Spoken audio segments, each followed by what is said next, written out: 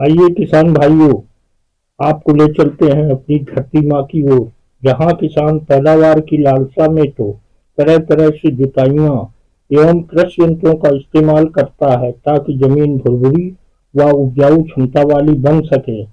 लेकिन फसल की भरपूर पैदावार लेने के लिए पौधों को पोषक तत्वों की आवश्यकता होती है, जो पौधे जमीन से ग्रहण करते हैं। परंतु अब जमीन में संतुलित पोषक तत्व उपलब्ध नहीं होते, जिससे फसल की पैदावार पर विपरीत प्रभाव पड़ता है। इनकी उपलब्धता के लिए रासायनिक उर्वरकों का प्रयोग किया जाता है।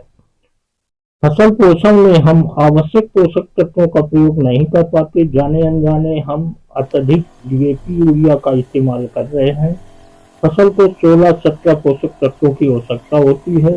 परिणाम स्वरूप जमीन की जैविक व भौतिक दशा प्रभावित हुई है और हमें फसलों से अपेक्षित पैदावार नहीं मिल पा रही है।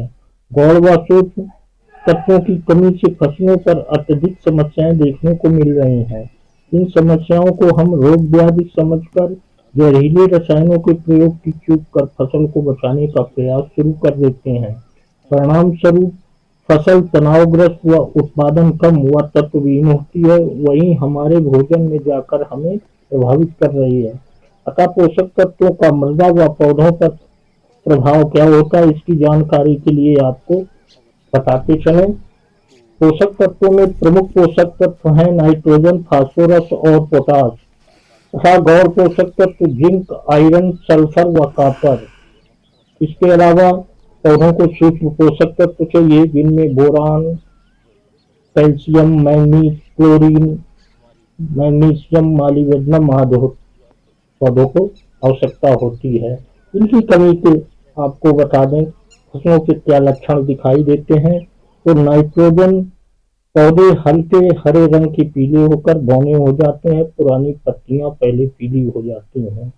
तथा फास्फोरस की कमी में पौधों की पत्तियां छोटी रह जाती हैं, पौधे गुलाबी होकर गहरा हरा हो जाता है। पोटेशियम, पुरानी पत्तियों का रंग किनारे की तरफ पीला भूरा हो जाता है, बाहरी किनारे कट फट जाते हैं।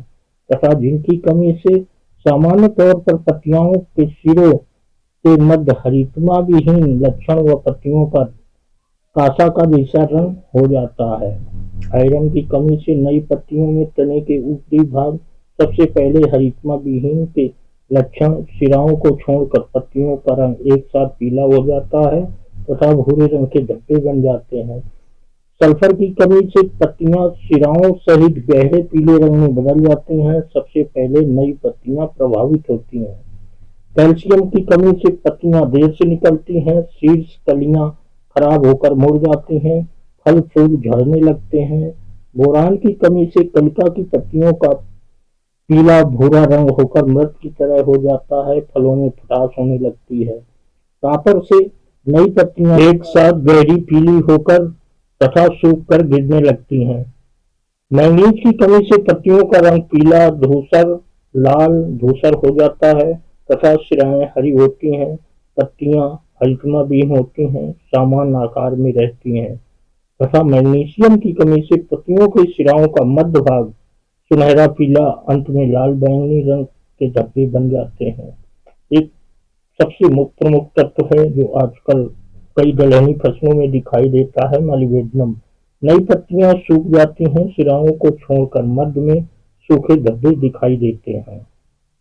अतः इन तत्वों की पूर्ति करने के लिए आप बेसल ड्रेसिंग में भूम पावर 2 से 4 किलो प्रति एकड़ के हिसाब से प्रयोग कर सकते हैं तथा पानी छिड़काव के रूप में चिलेटेड बेस नैनो टेक्नोलॉजी के रूप में तमाम सारे हर विशेष तत्व उपलब्ध हैं, उनका स्प्रेइंग कर सकते हैं।